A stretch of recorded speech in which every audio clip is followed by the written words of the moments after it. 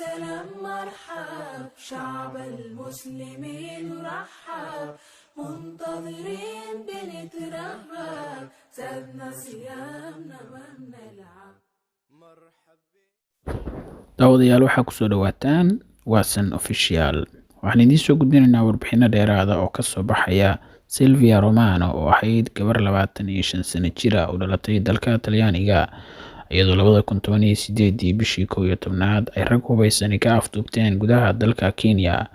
Waxay u shaqeynaysay xilligaas hay'ad samafal oo lagu magacaabo Africa Milele. Maleeshiyaadka afduubtay ayaa gudaha dalka Soomaaliya ula soo gudbay. waxaa la la'aa Silvia Romano muddo 18 bilood ah meel ay jaan iyo cirib dhigtay, balse sabtigii la soo dhaafay ee 9kii bishaan ay xorriyadeeda dib u heshay iyadoo laga soo badbaadiyay meel 30 kiiloomitir u jirta caasimadda dalka Soomaaliya. Mishinka Aero News ee ka faallooda arrimaha reer Yurub ayaa maanta warbixin uu ka diyaariyay siideynteeda wuxuu ku sheegay inay iska kaashadeen sirdoonka 3 dal oo kala ah Soomaaliya, Turkiga iyo Talyaaniga.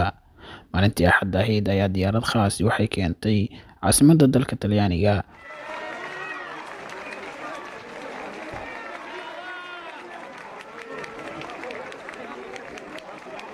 markii ay dalka dib ugu soo laabatay ayaa waxaa loo sameeyay soo dhaweyn heer qaran ah. Ra'iisul Wasaaraha Talyaaniga Giuseppe Conte, wasiirkiisa arrimaha dibadda Luigi Di Maio oo ay weheliyaan faamilkeedu waxay uga hortageen garoonka.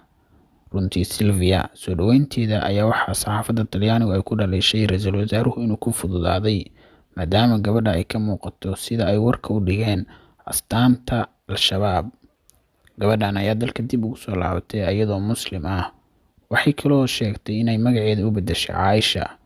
waxay kaloo intaas ku dartay inaanay filin maanta oo kale inay noolaan doonto iyo inay waalidiinteeda dib ula kulmi doonto ama si ay dalkeedaba ku soo laaban doonto.